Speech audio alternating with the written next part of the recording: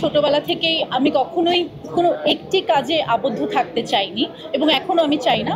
আমি মনে করি আমার যা যা ভালো লাগে আমি তাই তাই করতে চাই এবং আমার মনে হয় যে প্রত্যেকটা মানুষেরই যা ইচ্ছা করে তাই করা উচিত বলে আমি মনে করি। সবাইকে অনেক ধন্যবাদ। আজকের অ্যাওয়ার্ডটি আসলে আমার জন্য অনেক স্পেশাল বিকজ আমাকে দেয়া হয়েছে মাল্টি প্যাশনেট আর্টিস্ট হিসাবে। সো আমি আজকে অনেক বেশি খুশি এই কারণ শুধুমাত্র আমার অভিনয় বা শুধুমাত্র আমার নাচ এইটার কারণে আমাকে দেয়া হয়নি, মাল্টি প্যাশনেট আর্টিস্ট হিসেবে তারা আমাকে আখ্যায়িত করেছে, তার জন্য আমি অনেক কৃতজ্ঞ। কারণ আমি আসলে চেয়েছি ছোটবেলা থেকেই আমি কখনোই কোনো একটি কাজে আবদ্ধ থাকতে চাইনি এবং এখনো আমি চাই না। আমি মনে করি আমার যা যা ভালো লাগে আমি তাই তাই করতে চাই এবং আমার মনে হয় যে প্রত্যেকটা মানুষেরই যা ইচ্ছা করে তাই করা উচিত বলে আমি মনে করি। কারণ আমাদের সোসাইটি সবসময় আমাদেরকে মনে করিয়ে দেয়, আচ্ছা তুমি অভিনয় করছো, তুমি অভিনয়ই করো, মনোযোগ অন্যদিকে সরানোর দরকার নেই।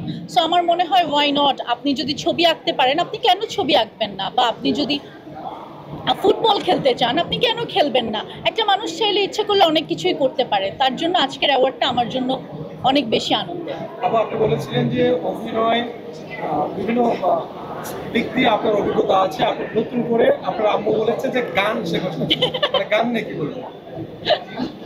মঞ্চে বলে আসছেন যে সবই চায়, মা তো সবই করাতে চায়, আমার মেয়ে সব করবে।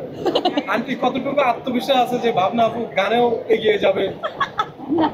আছে, আমি তো বলি মা তো অ্যান্সার দিল যে মা তো চায় যে সন্তান সবই করবে, সব থেকে অল স্কোয়ার তার।